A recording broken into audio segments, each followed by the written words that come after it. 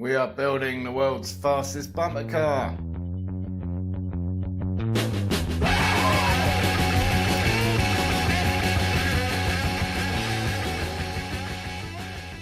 Welcome back, and it's a Friday, and that means it's the end of the March Madness. It's April Fool's. Anyway, there's no time for fooling around at all. In fact, the progress of the shipment is now in Indiana. And we've had some interesting ideas from some of the current supporters. None other than Mr. Matthew Schneeberger. Yes, being the environmentally friendly chap that he is, he suggested why use a combustion engine? Why not consider electric? And as ideas go, that ain't half bad.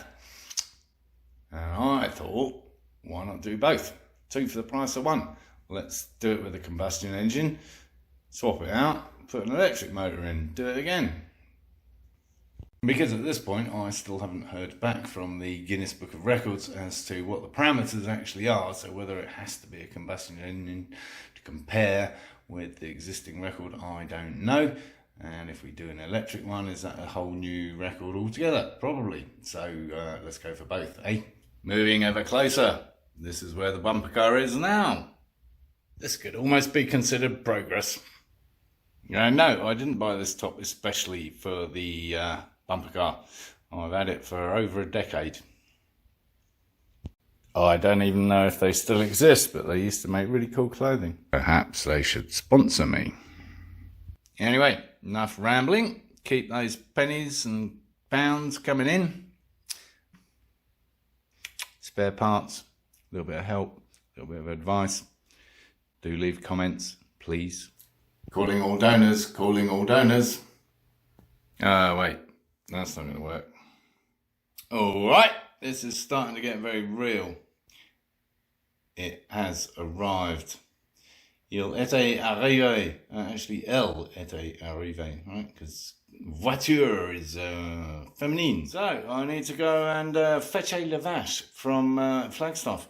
And thanks to my buddy Ricky Booby, I'm going to borrow his Toyota Tundra that's done 350,000 miles. And yeah, I'm going to go get it. Because his flatbed's 8 by 4. So it should fit. In theory. So we'll be needing a good old bag of straps and things, and none of that, and no gas cans. We might need the sledgehammer to smash up the pallet, because that might just add to the complications.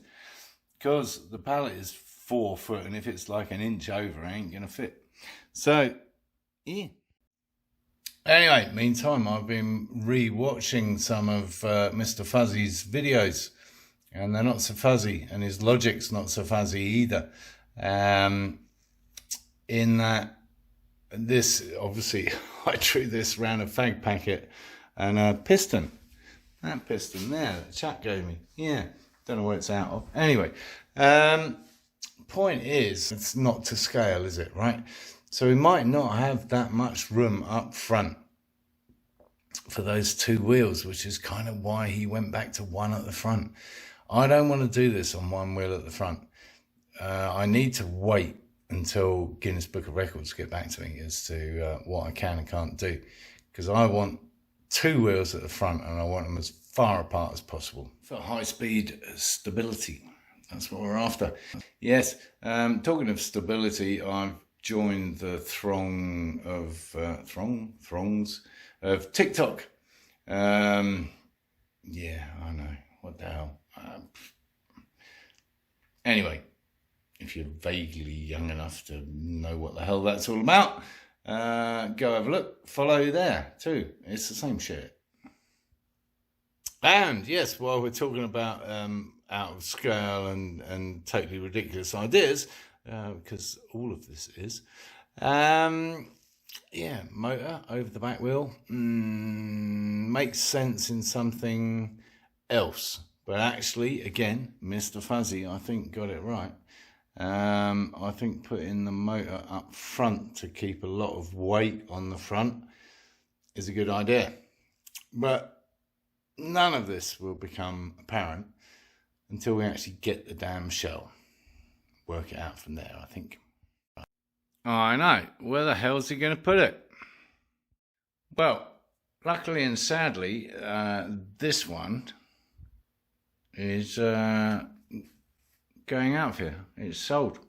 So I'm no longer the proud owner of a Ducati 748 for the second time around. Anyway, enough of my woes. Let's get back onto the bumper car.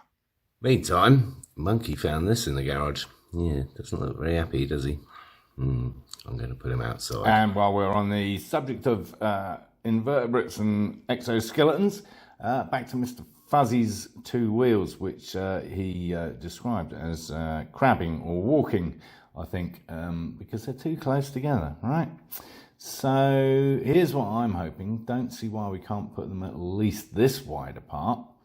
And potentially, if we have some kind of different framework at the front there, we could get them even wider apart. And if we can go outside of the shell, if we can actually do that within the rules, if there are rules, we can get them even wider apart. And on that revelation, I think we'll call it a day, because I might get a phone call any minute to say come pick it up. So that's something to look forward to in the next episode. So in order to know when that's going to happen, you'll need to subscribe if you haven't already. And what else? Oh, give it a thumbs up, because this is lunacy at its best. And if you haven't already, please donate at the GoFundMe. Yes. And of course, encourage others to watch my lunacy.